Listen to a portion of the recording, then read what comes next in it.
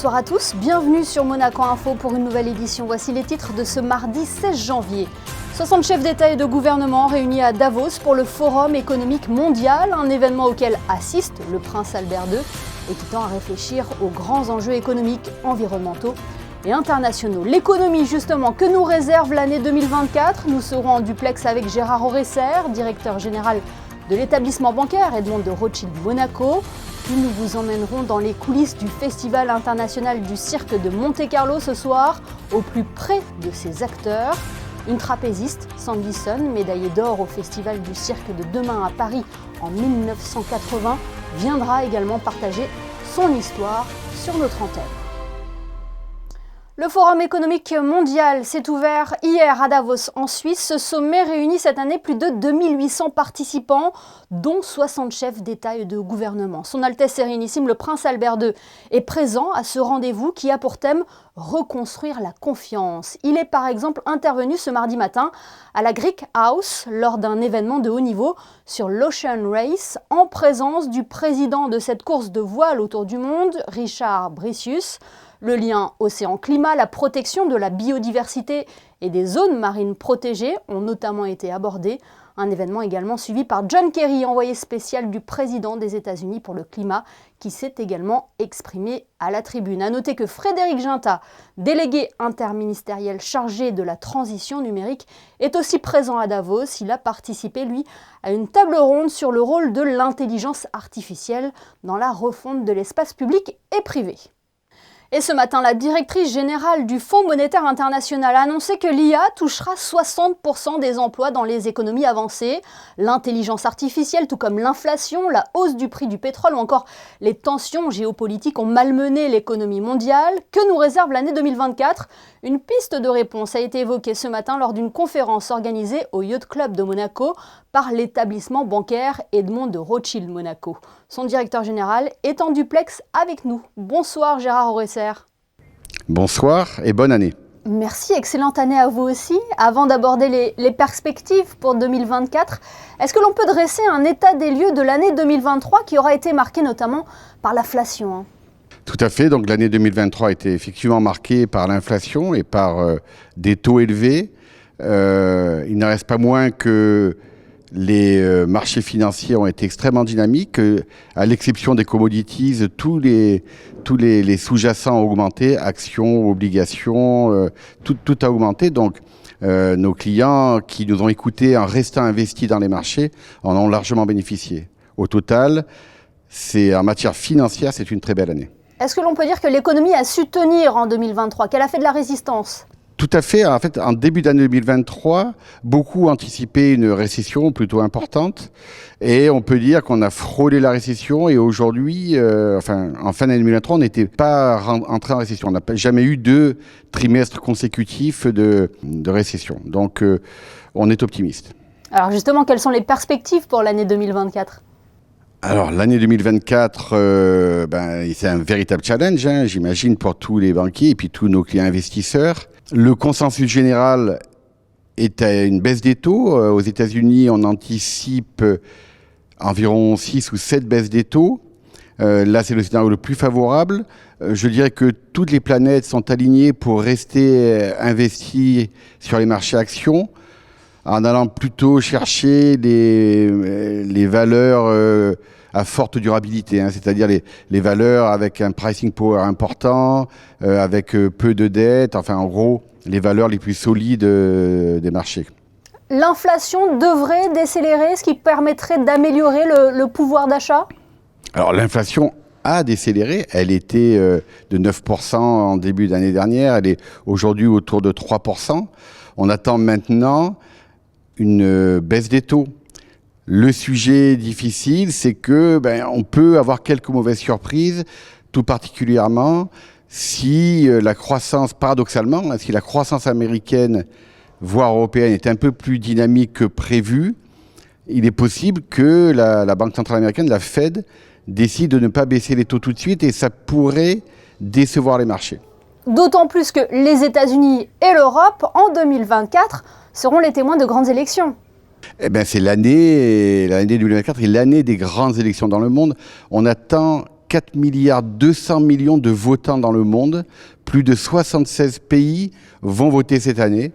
Ça peut amener des changements importants. Ce que nous, on retient, parce que nous cherchons à optimiser les investissements de nos clients, ce qu'on retient, c'est qu'en période électorale, en général, les États sont plutôt généreux et évitent les restrictions budgétaires. Donc, on s'attend à ce que le déficit américain, qui était de 6% l'an dernier, soit encore cette année autour de 6%, ce qui va mettre de la liquidité dans les marchés, ce qui va soutenir le marché. Donc, pour nous, c'est plutôt des points positifs. Est-ce que, à contrario, les tensions géopolitiques peuvent peser sur les perspectives de l'année 2024 ? Vous savez, quand on fait des prévisions, il y a toujours des inconnus. Regardez, 2020, le Covid, 2021, sa seconde vague, 2022, l'opération militaire en Ukraine, 2023, le 7 octobre en Israël. Donc oui, il peut. Et puis, devant nous, il y a peut-être une problématique en Asie, en mer de Chine. Donc oui, il y a toujours des risques géopolitiques. On constate qu'en général, les marchés arrivent à les avaler assez rapidement finalement. Et investir dans l'immobilier, est-ce que cela reste une valeur sûre encore, alors que les conditions de crédit sont de plus en plus drastiques ? Alors ça dépend des pays, ça dépend des endroits. Ce que je peux vous assurer, c'est que sur la Côte d'Azur, ça reste un endroit d'une part magique, mais encore très intéressant pour y investir. La question est, est-ce que les gens vont acheter dans les mois qui viennent à crédit, puisque les taux sont pour l'instant élevés ? Notre sentiment, c'est que les gens vont anticiper la baisse des taux et donc vont commencer à acheter en empruntant un taux variable. En conclusion, Gérard Oresser, quels sont les conseils que vous donneriez à vos clients pour l'année 2024 ? On conseille à nos clients de rester, comme en 2023, rester investis déjà. En 2023, celui qui s'est dit, tiens, je vais profiter des taux élevés pour faire du dépôt à 3 mois a eu tort. Donc, on conseille de rester investi, au moins pour le premier trimestre, tout en restant vigilant, parce qu'on pense qu'au premier trimestre, il n'y aura pas de sujet de croissance trop forte. Mais après, rester vigilant pour s'assurer que il n'y a pas une résurgence de l'inflation. Donc, avant tout, rester investi sur des valeurs durables, en fait. Celle que je décrivais tout à l'heure, c'est des entreprises qui ont un pricing power, qui sont peu endettées, qui sont solides. Et pour ceux un peu plus sportifs, qui peut être très intéressant, c'est le marché des obligations high yield. Ça peut être très intéressant également. Eh bien, merci beaucoup Gérard Oresser d'avoir été avec nous ce soir pour évoquer les perspectives macroéconomiques pour l'année 2024. Merci beaucoup. Merci beaucoup. Et restons dans le domaine économique où une association est très active en principauté dans ce secteur. La Jeune Chambre économique de Monaco a permis à plusieurs générations de jeunes cadres et dirigeants de se rencontrer afin notamment de développer leur esprit d'entreprise dans le but de contribuer à l'essor économique de la principauté. C'est lors de la soirée de gala des 50 ans de la JCE qu'un nouveau président a pris ses fonctions. Clément Maréchal est aujourd'hui entouré d'une nouvelle équipe avec l'intégration d'un pôle média, comme vous l'explique Vanessa Dessy dans ce reportage réalisé avec Marie-Ève Béhy. Même si leur réseau et différents modes de communication existent depuis de nombreuses années, la Jeune Chambre économique souhaite aujourd'hui redynamiser son identité en créant un tout nouveau pôle média. On crée une nouvelle identité, effectivement, on se base sur l'existant puisque les réseaux qu'on avait et nos canaux de communication étaient présents. Il faut suffisamment le développer maintenant et utiliser une nouvelle stratégie puisque à l'heure où les réseaux sont les vitrines des entreprises, des institutions et là en l'occurrence de l'association, il était important qu'on crée une stratégie autour de ça. La nouvelle équipe travaille actuellement sur de nouveaux moyens de communication afin de partager une autre vision stratégique. Toute cette année, l'idée c'est de recentrer vers l'humain puisque on est tous acteurs, hommes et femmes du mouvement de la Jeune Chambre économique de Monaco. Ce mouvement n'est rien sans les hommes et les femmes qui y participent. L'idée aussi est d'impacter du coup l'humain derrière, le public et les potentiels futurs membres et partenaires. Ça va passer aussi par effectivement la chaîne YouTube, éventuellement tout ce qui va être podcast, comme ça a déjà été fait l'année dernière avec Marie-Gisèle, et encore une campagne d'affichage. Utiliser le réseau mairie. La force de Monaco, c'est d'être aussi un petit pays et de pouvoir utiliser cette image-là en principauté. Tous ces changements reflètent ainsi l'engagement continu de la JCI Monaco envers le développement économique en principauté. Coup d'œil à présent sur ces images tournées ce mardi en fin de matinée au musée océanographique. Le ministre d'État, entouré de ses conseillers, a adressé ses vœux à l'administration. Ce rendez-vous traditionnel vise à remercier, encourager les chefs de service et les mobiliser sur les enjeux de l'année. Dans son discours, Pierre Dartout a dressé le bilan de l'année 2023 en saluant un gouvernement efficient et une administration efficace. Il a également évoqué l'avenir et cette année 2024, durant laquelle des échéances importantes attendent la principauté. L'actualité à Monaco, c'est aussi le Festival international du cirque de Monte-Carlo qui débute ce vendredi. Un avant-goût de cette 46e édition a déjà été donné samedi avec une grande parade et un open-air circus show sur la place du Palais Princier, un événement qui aura émerveillé près de 5000 personnes. Cette édition marque le 50e anniversaire du festival. Il rendra aussi hommage à son créateur, le prince Régnier III. Avant de vous faire découvrir cette édition particulière, une équipe de Monaco Info s'est rendue à la ménagerie du cirque, à la rencontre des artistes et des animaux. C'est un reportage de Frédéric Elion et Lionel Bernardi. Bien souvent, le cirque est une affaire de famille. Namaïka Bauer est tombée dedans quand elle était toute petite. Ses parents sont dans le milieu depuis 7 générations et pour le 46e Festival international du cirque de Monte-Carlo, elle présentera un numéro sur les animaux de la ferme. Alors j'ai tout appris de base avec mon père qui m'a formé au lion, au tigre, tout ce qui est fauve. Tout ce qui est animaux de la ferme, je l'ai appris avec mon grand-père, Adrien Van Gogh, qui n'est plus là aujourd'hui malheureusement. Maintenant je travaille avec mon conjoint, donc Paul. On a créé ensemble en fait ce numéro des animaux de la ferme. J'ai toujours travaillé avec les chèvres et les cochons, mais j'étais toute seule sur scène, toute seule. J'avais 5 chèvres, un cochon, voilà, à gérer, c'est déjà pas mal. Là, au total, on n'a pas pris tout le monde, mais on a 26 animaux normalement dans le numéro, qui est très très gros, très très imposant. Et ici, on en a 20. On utilise la méthode du medical training chez nous. Donc ça consiste à les éduquer sous forme de jeu, avec des récompenses bien sûr, mais en fait, on se sert de ce qu'ils font naturellement dans leur enclos extérieur ou tout simplement dans leur espace naturel pour le reproduire en spectacle. Autre nom qui vous évoque forcément quelque chose quand on parle de cirque, Grus. Cette grande famille est spécialisée dans le travail équestre depuis de nombreuses générations. Mon grand-père c'est Alexis Grus, donc un grand nom du cirque. Et je suis très heureux d'être héritier de cette famille. Et cette année on revient pour présenter nos numéros avec des numéros de voltige équestre. On passe notre vie avec les chevaux, donc quand on arrive ici on ne change pas trop notre quotidien. Parce qu'en plus, il y a beaucoup de respect avec les animaux ici au festival, donc ça ne nous change pas de notre philosophie habituelle. Et on est dans des conditions parfaites. Donc l'entraînement avec les chevaux, c'est le matin. Et après, l'après-midi, on a des espaces pour pouvoir les marcher, les détendre. La princesse Stéphanie voue une véritable passion pour les éléphants. C'est donc logique de revoir à l'œuvre la famille Errani. Elvis et sa femme Svetomira présenteront un nouveau numéro sur le thème de l'amour, avec 3 éléphantes, Baby, Jumba et Mala, qui ont toutes entre 50 et 60 ans. Gli elefanti io sempre le paragono come dei grandi bambini, hanno bisogno di tante esigenze, tanta attenzione, tanta passione, amore e niente, bisogna solo, diciamo che dobbiamo guidarli sulla via giusta, no? Farli capire cosa dobbiamo fare insieme, dobbiamo chiederli, no? E ovviamente tutto in positivo, loro deve piacere quello che devono fare e ovviamente piano piano col tempo e la fiducia tutto si crea. Le 46e Festival international du cirque de Monte-Carlo débutera vendredi soir avec les premiers numéros. Et ces artistes seront tous en quête d'un clown d'or, l'une des plus prestigieuses récompenses dans le monde du cirque. Elle s'est fait un nom sous les chapiteaux. Sandy Sun a été médaillée d'or au Festival du cirque de demain à Paris en 1980. La trapéziste partage aujourd'hui son histoire et son parcours dans des conférences. Elle était dernièrement en principauté pour présenter Trapèze, existence, ciel, au sein de l'exposition Le Prince au cœur du cirque. Son portrait est signé Vanessa Dessy sur des images d'Olivier Bonello. Soliste dans les plus grands cirques et cabarets européens, Sandy Sun adopte rapidement un style très personnel, mêlant chorégraphie contemporaine et virtuosité de la grille classique.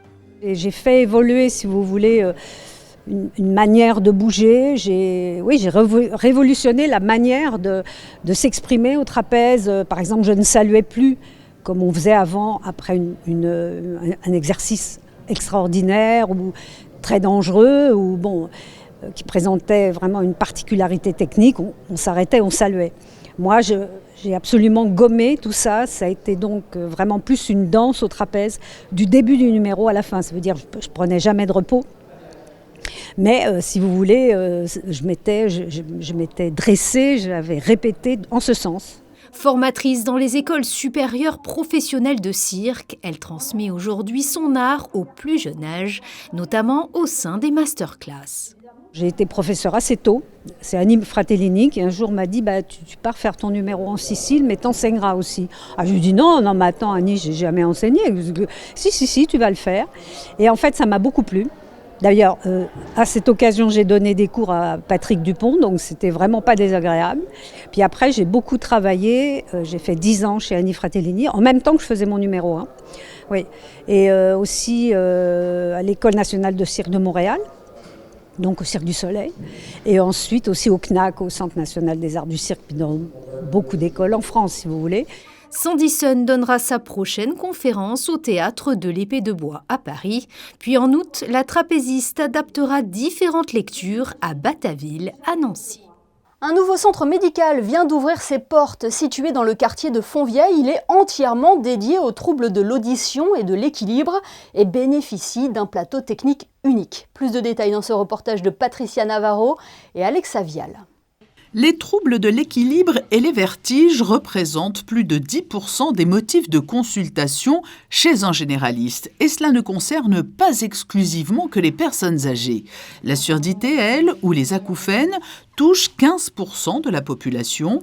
Ce sont tous des troubles complexes qui demandent une prise en charge sur mesure, des bilans en passant par les traitements et jusqu'au suivi.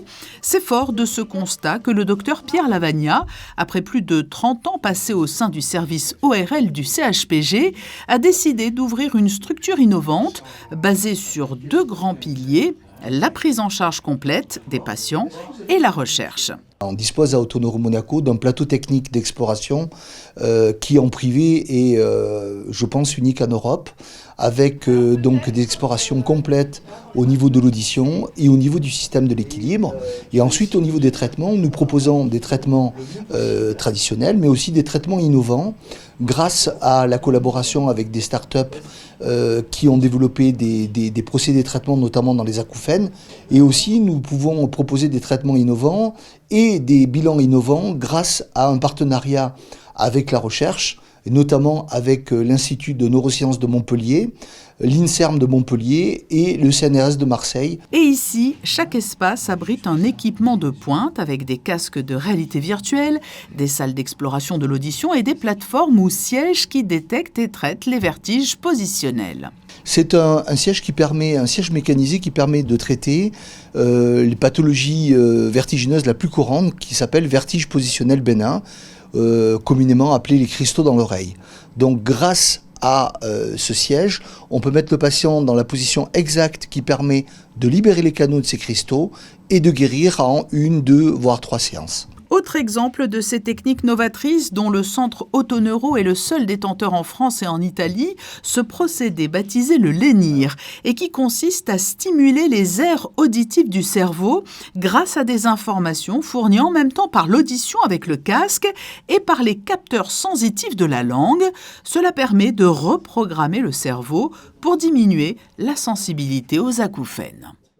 C'est une première, Monaco va participer au concours international Young Courage Award, ce prix lancé par l'Académie Raoul Wallenberg en collaboration avec l'Institut suédois, récompense des jeunes âgés de 13 à 20 ans qui, avec peu de ressources, ont fait preuve d'un grand courage civique. Pour faire la promotion de ce concours et inciter les jeunes à déposer leur candidature, la consul honoraire de Suède à Monaco s'est rendue dans les établissements scolaires de la Principauté.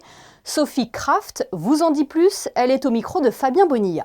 Les critères de sélection sont évidemment si on a sauvé une vie, mais pas que. Ça peut être un acte de bravoure au quotidien ou bien dans un plus long terme, par exemple faire partie d'une association qui distribue des repas pour les sans-abri, ou bien ça peut être aider des personnes âgées isolées. Voilà, ça peut être plein de choses en même temps. Et surtout si on pense qu'on a fait un acte de bravoure, mais qui n'est peut-être pas assez conséquent pour faire partie du concours, c'est une méprise. Il n'y a pas de petits actes de bravoure. Voilà, tous les actes de bravoure sont très importantes et significatifs pour le concours. Une fois que toutes les candidatures seront arrivées au consulat. Le concours est ouvert jusqu'au 31 mars. Je ferai une présélection de toutes les candidatures. Ensuite, la présélection sera envoyée à l'Académie Raoul Wallenberg, qui se réunira avec le jury et aussi avec les candidatures des autres pays, parce que c'est un concours international, et décidera des lauréats. Si vous avez donc fait preuve d'un courage civique et êtes âgé entre 13 et 20 ans, n'hésitez pas à déposer votre candidature au consulat de Suède à Monaco. Un lauréat par pays sera ensuite proclamé, autrement dit un représentant de la principauté sera invité pour recevoir son prix à Stockholm et il deviendra l'ambassadeur du Young Courage Award pendant 1 an. En bref, la gare de Monaco présente actuellement l'édition spéciale du manga Blitz publiée à l'occasion de la Journée internationale pour l'élimination de la violence à l'égard des femmes.